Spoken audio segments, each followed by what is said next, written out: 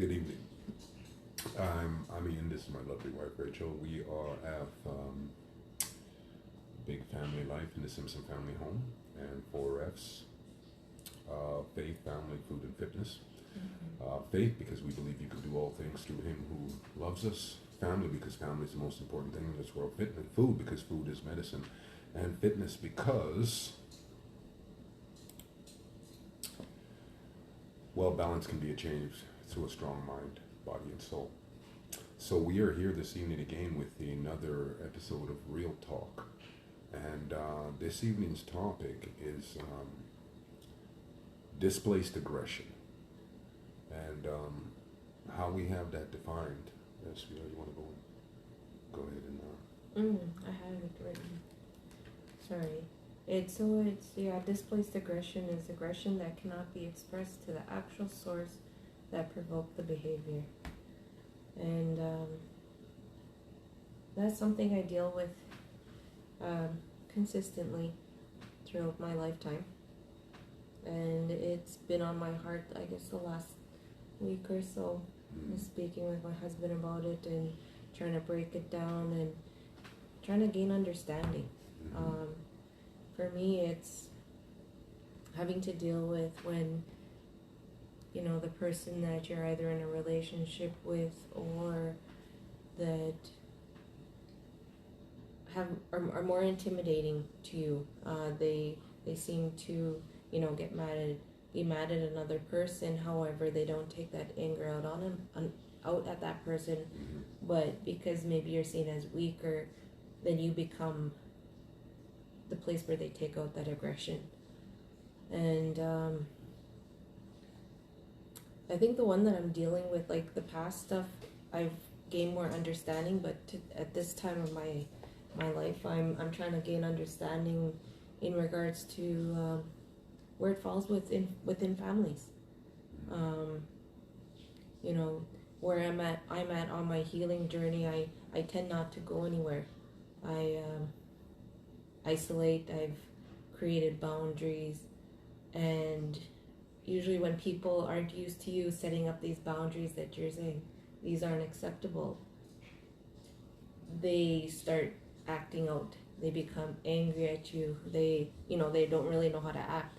And in my situation, I'm not sure if you want me to share it, but it's like, yes, please. So if my family is upset with me by me putting up boundaries, that they, then they become mad at him. And I said to him one time, I'm like, because I don't want to go, because I'm afraid of going somewhere, because I'm actually physically sick, are they expecting you to pick me up, take me over there, kicking and screaming? And so it's like, why is that displaced anger or aggression? And we have to deal with it. And so it's like, but why? And I feel like that's a lot of people aren't on their own healing journey. So for me, it's like I'm just looking at it now, and I'm getting emotional because it bothers me. So, but those are the conversations we have, and I'm just trying to really work that out. I'd rather people be mad at me for, even though I know I'm not doing anything wrong, like be upset with me instead of taking it out on the people around me that are actually supporting me or, making sure I'm okay, instead of adding to the trauma, I guess. Great word. Yeah. I mean, Sorry, go in. Please don't apologize. Don't apologize. Keep going. I can't. Keep going. We're here. This is Real Talk, and this was what and if any of this can help anyone in any small way, with something they're going through, then it's a win, because it's an act of service. But that's the thing, I don't have the answers. I don't really have the answers. I just have a bit more questions.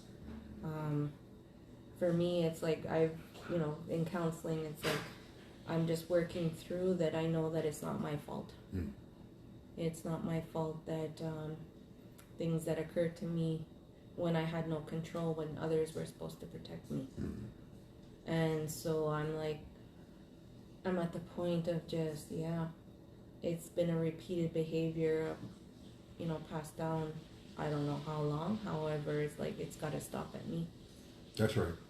It has to stop at me. And that is 100% where I am. I mean, let's get a little cliche, and we can say the saying that goes that whatever, alcoholism, depression, abuse, whatever runs deep in my family.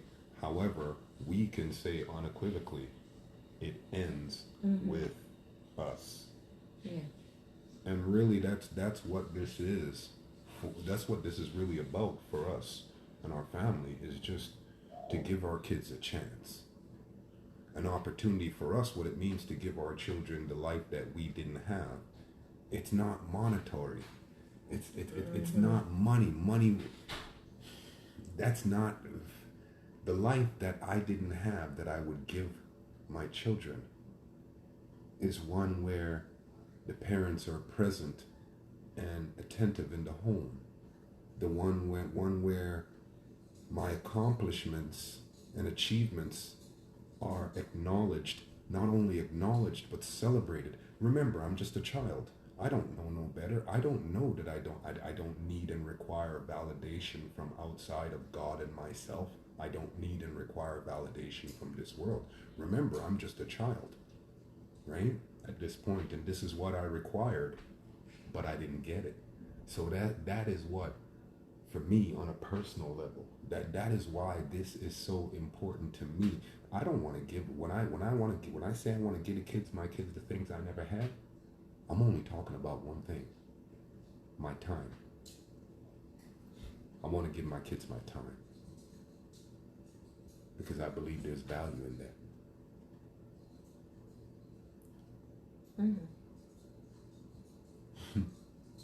Yeah. Keep going, baby. No. I told you I was just gonna sit and let it. I just ended up taking, but and that's all I can go into right now because it still pretty much hurts. It hurts, especially when I guess I make my own choices, and people should be mad at me rather than the other people that have no influence over my choices, especially my husband. I'm my own person. I have my own strength, and I make my own decisions. And I mean, for me, my role in that is that I don't care. I mean, blame me. That's fine. But then I could become protective over you, so it kind of, For me, it's like, I don't care. Blame me. Better you blame me than blame my wife. I mean, I honestly feel that way. Better you blame me, be angry with me, than to be upset with my wife and children. I'm okay with that. I mean, no, I'm not okay with it. No, I'm not okay with it. Let's be completely honest. I'm not okay with it. However, I'll do it for my wife. Yeah, I'll take it for my wife. Yeah, that's fine. I will take it for. I love her. I'll take that. That's easy. That's easy work. That's easy work for my wife and kids. Yeah, that's easy work. I'll take that. It's easy work. But I don't agree with that. So it's that's our ongoing. Because I do get protective of him. Mama bear.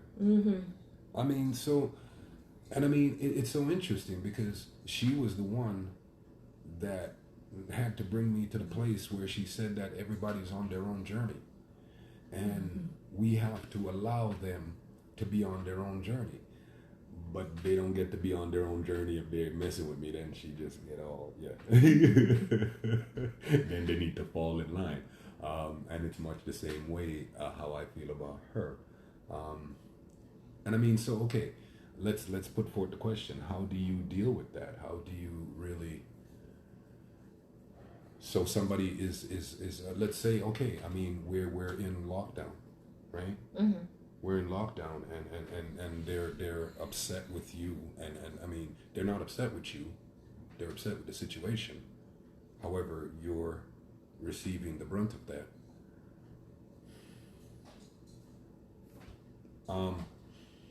That's actually a really good example. Well, and also our lived experience. Yeah, but right? it's like, and that's where it is that nobody respects other people's boundaries. Nobody respects that other people, even with myself, yes, I have PTSD.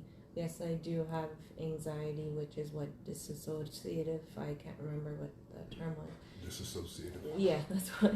But it's like, it's one of those things that because nobody can actually see it, they don't believe it. It doesn't exist. So now you have those stigmas of, oh, I'm not in a wheelchair, so there must be nothing wrong with you.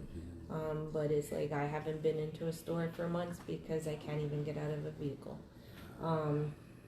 So I just pretty much, people that are unkind or because they need a visual aid to see what's going on. And I'm not going to give everybody my background history as to why I am the way I am, a complete stranger. So, but it's, people actually I'm just tired of poopy people. And I'm just trying to set my boundaries. Like, it's not acceptable anymore. And this is something I've been working continuously on. Because it's one thing to say no, but it's when somebody keeps pushing and pushing your boundaries and not respecting them.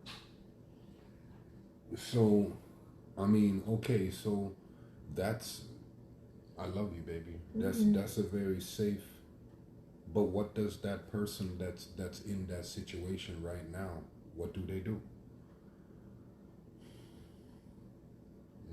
I mean, this is real. I mean, and my wife said it a moment ago, it's like, I mean, we will only ever speak about our lived life experience. My wife is a full-time student right now. She's going to get those letters at the back at the end of her name the that Alphabet University. She's going to get the letters at the back of her name that will validate her professional choice. Whereas myself, I only ever rely on my lived life experience because I've lived a very full life. I'm a recovering addict. I lost my mom at a very young age. I've dealt with child abandonment issues because my whole family came to Canada and left me in Jamaica. And I mean, I understand now why it had to happen. It had to happen that way because it was just illegal. It was a legal thing. However, try to explain that to a 4-year-old child, right? And then your parents don't even understand what they had done actually caused trauma. Right. And then you generational D. Because they're like, oh, just get over it. But then not realizing. But they did what they needed to do in order to create a better situation for me. Yeah. And my sibs. Not realizing that act of kindness created trauma. Because I was left behind. Right? Yeah. And then what's worse, there was the abuse that was endured by the stepmom, my half-sister's mom. The physical, emotional, psychological, financial abuse. So, I mean, trauma, right? So I only ever speak on my own lived life experience and what I've used God therapy and talk therapy to allow me to look into myself and see that small and hurt and insecure child and kind of just coax him out of the dark to kind of encourage him to, hey, it's safe now, buddy. We can come out and grow up. I've had periods in my life of now that I look back as a young man, as an adult even, and as a young person, as a teenager, where I was just seized by irrational rage and anger with my sister, Empress, bless you, welcome. I'm sorry, I'm just taking a moment to say hello to my sister who is in Jamaica. I haven't seen her or spoken with her in some time, and she found me. Here you are. I love you. We love you. We'll talk later. And just be seized with irrational anger and rage. And I just had no understanding as to why I was that angry. And again, we're going to give a quick shout out to our personal counselor, Selena Aubrey over at New Directions. She's been working with us since last year, the beginning of all of this. And you know, we meet with her once a week, and you know, she said that what she suggested, because she, you know, it works because she's fantastic, because I said to her just last week, I said, you know what, not once did you ever look at me and say, hey, I know what's wrong with you, and here's how we gonna fix it. She never did. She never once did that. She just gently coaxes and prods and suggests and allows me to kind of figure it out on my own. And I'm thick-skulled, so she's very patient. You know, so what she would say is that, or intimated was that, possibly that was just when my little person gets very big. When my little person becomes very big, if an injustice is served against my person or somebody that I love, my little person becomes very big and just kind of grabs control of the steering wheel of the vehicle. No. The best analogy is put on your armor and start swinging. That's the best one. Said that my little person puts on his full suit of armor and takes out his big two-handed sword and just starts swinging away at whatever the threat is. Whatever the threat is. Or even my little person just starts swinging back. And we have some epic battles where she puts on her full suit of armor, and generally speaking, and it's so very interesting because my little person will always defer to her, because my little person, much like me, needs her desperately, right? However, the other day she had a dealing with my little person, and she looked at me and she said, Justice was crying, and this really wrecked me because Justice doesn't cry. And I got out the bed to go comfort Justice, and she looked at me. She basically said, "Sit your ass down. I'll deal with you in a second." And she dealt with Justice, and I'm like, I'm Jamaican, so I'll respond to that. And my little person will respond to that. But my little person will reach a point, if her little person suits up and starts swinging her big sword, then my little person will be like, he'll only take so much, and then he'll suit up, and then he'll start swinging his big sword, and this is all metaphorically speaking. Yeah, I know. No one ever gets hurt. It's actually, it's funny because I'm a very quiet person by nature. Mm-hmm. And so it's like, for me, I just get really excitable, and he's like, whoa, where did this come from? And I mean, Selena helped us to get through this, because there was a time when it was so very important to me that my wife knew that she had a voice. And then, and then she was empowered to use her voice, right? And then, but there was a period there where it seemed that she only ever wanted to use that voice against me. And so... Which is actually the displaced anger, because I would be mad at something else, and because I was just angry at you. Because I was there. Fault. I was there, and I was that safe place, and I mean, so then we got into some meetings with Selena, and I'd be... And I'm like this, right? And she's over there, and she's... It was like we went to the principal's office at that point. Oh, boy. However, so let's get serious again, my second, my love. So what does that person do? What happens when you're that person in the relationship that's committed to change, that's committed to growth, when you're the one that's doing all the giving and the other partner is doing all the taking?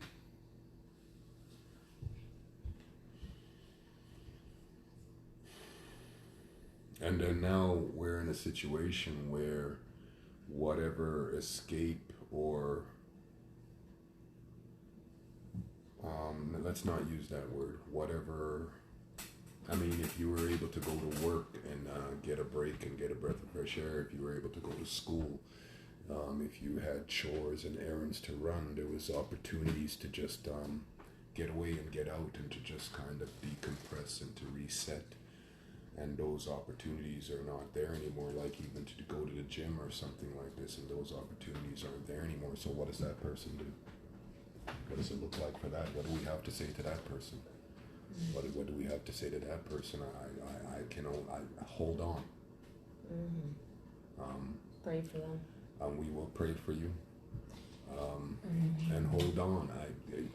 I'm sorry we don't have answers. I mean, we know what works for us. However, we are both committed to growth. We are both committed to. So good night, sweetheart. Sorry, it's bedtime. Yeah, bedtime in the Simpson home. So the littles will be coming to check in and say their good nights and so on. And look at this guy here. Drink your water.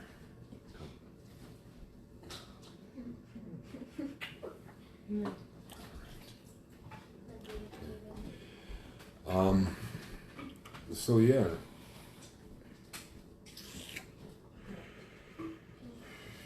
Oh, she said good night, kitty. Auntie Sharon said good night, Auntie kitty. Sharon said good night. You know, what do we say to what do we say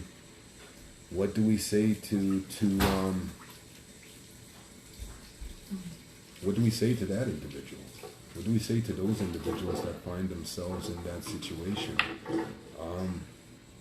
I encourage you that if you're unsafe, to please speak out. Help is available. You know, there are resources, even in these trying times. There are resources. I keep seeing things that if you are in need of assistance, you can call, I believe it's the police department, and ask for a pizza to be delivered. No cheese. I saw this just recently. Is that recently. here or is that? That's the thing you have to be really careful of, because a lot of the things on social media are, you know, different regions or whatever. Yeah. However, I would imagine that if an emergency caller received a call like that, it would put them on alert that something were not right. Right.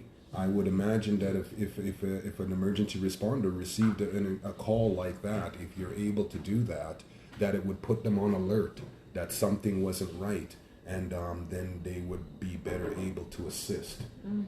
You know, and that's I just really encourage you that if you are in a situation where you are unsafe, do not stay in that situation, especially if you have children.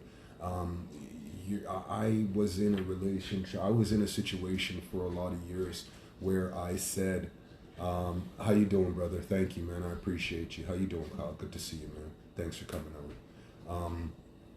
And I was in a relationship for a lot of years where I said that, in a situation that, you know, I convinced myself that I had to stay in that situation because I was being that buffer between that anger and the children. And while that is certainly a noble endeavor, I can tell you unequivocally that, you know, it don't work. It doesn't work. It doesn't work. I got to a place that and it was such a shameful experience for me, because my partner at the time, I recall that, you know, we were all just kind of sitting there, me and the boys, and she was upset about something, and she was, "Rawr!" And, you know, we all just kind of jumped, and I remember it was such a cowardly act on my part, and I remember thinking to myself, I said, when I realized that she wasn't upset with me, I remember being relieved. Right? I remember being relieved that she was not upset with me. And that's when I knew I had to put on my big boy pants and get it moving. Good night, sweetheart. I love you. All right. Sleep tight. Good night. And that's you. That's when I knew that I had to put on my big boy pants, and that I was no longer doing a service to my children. I was no longer protecting their best interests. So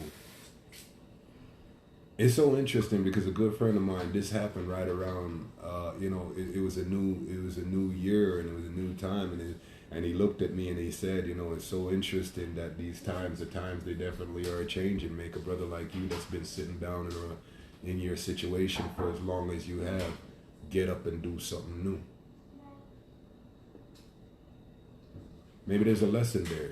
It doesn't matter what, I heard David Icke say that, we're convinced that, this life is just, I'm paraphrasing, that this is a terrible life. And he says that, because that's just, because you're just a gas pumping gas at the co-op, or you're bagging groceries at Safeway, and, it makes it a bad life. This is the paraphrase.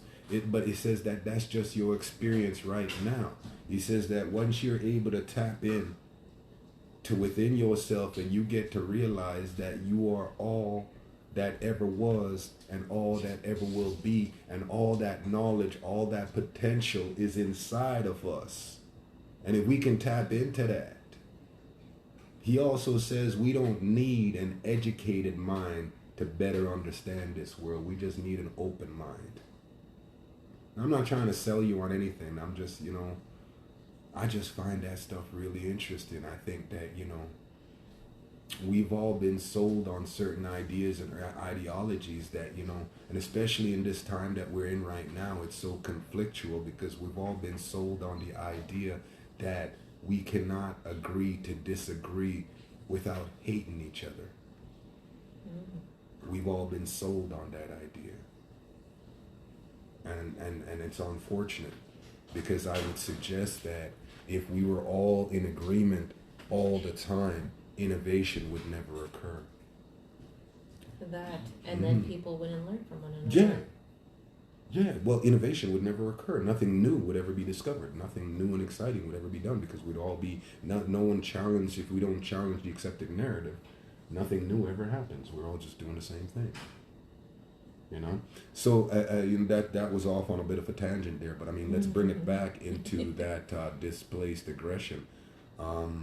So if you're in a situation where you are unsafe, we cannot stress this enough. Get safe.